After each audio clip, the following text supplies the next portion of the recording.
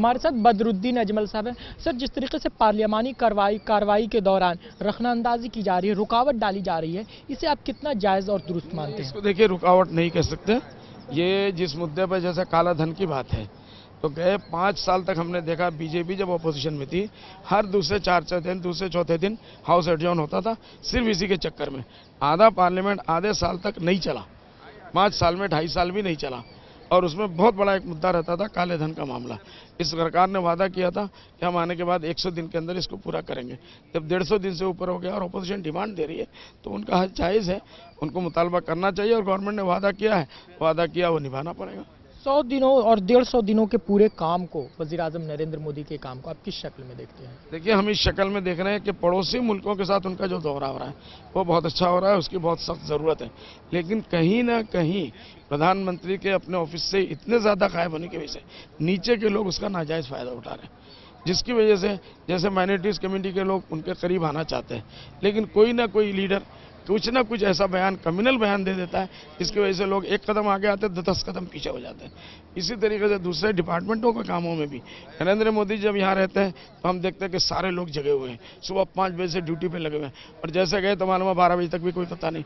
तो इस किस्म की चीज़ नहीं होना चाहिए, कहीं ना कहीं बैलेंस उनको करना चाहिए, यहाँ भी रहे, बाहर भी रहे, और ऑफिस उनका इतना मजबूत होना चाहिए कि यहाँ के कामों के अंदर कोई कमी नहीं आना चाहिए। आप कह रहे हैं वज़ीर-ए-आज़म का जो गैर मुल्की दौरा है वो बहुत हो रहा है, लेकिन उसके बावजूद पाकिस्तान से रिश्ते बेहतर नहीं हो पा रहे हैं, जबकि कोशिश की जा रही है।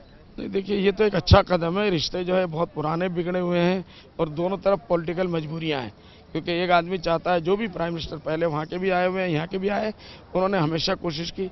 परवेज़ मुशर्रफ साहब आए प्रेसिडेंट के हिसाब से, उन्होंने भी कोशिश की, हमारे यहाँ से वाजपेयी जी ने भी कोशिश की, और इससे पहले सब होते रहे। इस मरतबा नरेंद्र मोदी जी ने अपने यहाँ दावत दिया, तो कोशिशें हो रही है, और हमको अच्छाई की उम्मीद रखना चाहिए, क्योंकि पड़ोसी मुल्कों से जब तक ताल्लुकात अच्छे नहीं होंगे, आपके मुल्क में शांति नहीं होगी तो तरक्की नहीं होगी।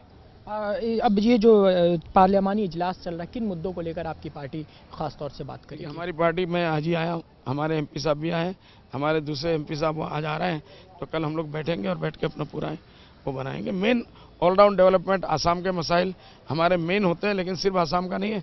जैसे आज सप्लीमेंट्री क्वेश्चन में मेरा कश्मीर के फ्लड का मसला था, कश्मीर के फ्लड को केवीके का एक मसला था, उसको हमको लाना था, और वो ग्रांट भी हुआ था, लेकिन हाउस एडजॉर्न हो गया।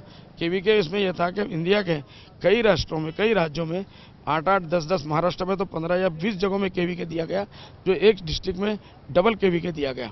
इसी तरीके से कई राज्यों में डबल दिया गया, लेकिन हमारे आसाम में सिर्फ एक करके दिया गया। तो ये मेरा सवाल था कि भाई आसाम एक पिछड़ा हुआ राज्य है, कृषि क्षेत्र में सबसे पीछे है, तो इसको ध्यान देने की ज़रूरत है। जब महाराष्ट्र में और दूसरी जगहों में 2-2, 1-1 डिस्ट्रिक्ट में दे सकते हैं, तो आसाम में देने में क्या हर्ज है?